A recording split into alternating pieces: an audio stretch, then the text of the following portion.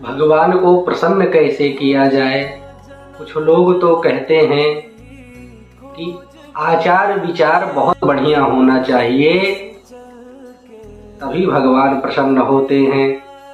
तो ये बताइए कि बहेलिया का आचार विचार कितना बढ़िया था, लेकिन भगवान की कृपा उस बहेलिया पर भी हुई। अतः आचार विचार का भी कोई प्रतिबंध नहीं है।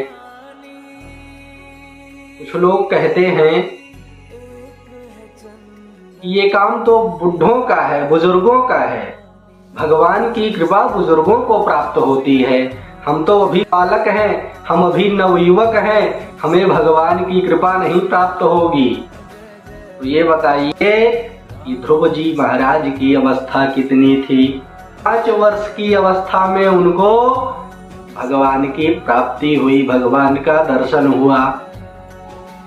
तो इससे यह सिद्ध होता है कि अवस्था का भी कोई प्रतिबंध नहीं है। कुछ लोग कहते हैं कि भगवान तो जो पढ़ा लिखा हुआ होता है उसको प्राप्त होते हैं, हम तो अनपढ़ हैं, हम कैसे उनकी भक्ति करें, हम कैसे उनको रिझाएं।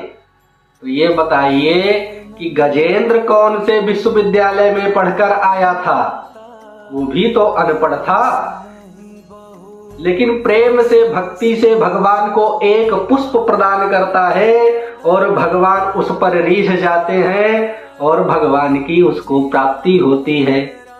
अतः ये भी हो गया, ये भी प्रतिबंध नहीं है कि आप बहुत बड़े पढ़े लिखे हुए हैं तभी आपको भगवान की प्राप्ति होगी, ऐसा भी नहीं है। कुछ लोग कहते हैं कि भगवान तो ब्राह्मणों को, वेदज्ञों को प्राप्त होते हैं, हम तो नीच जाति से हैं, हमको भगवान कैसे प्राप्त होंगे। तो ये बताइए सबरी कौन से उच्च कुल की थी, सबरी भीलनी कुल की थी ना, तो भगवान तो उसे भी प्राप्त हुए। विदुर जी महाराज दासी पुत्र थे, लेकिन भगवान की प्राप्ति इनको भी हुई। कुछ लोग कहते हैं कि भगवान निर्धनों को नहीं प्राप्त होते हैं, जो धनवान होता है उसी को भगवान प्राप्त होते हैं।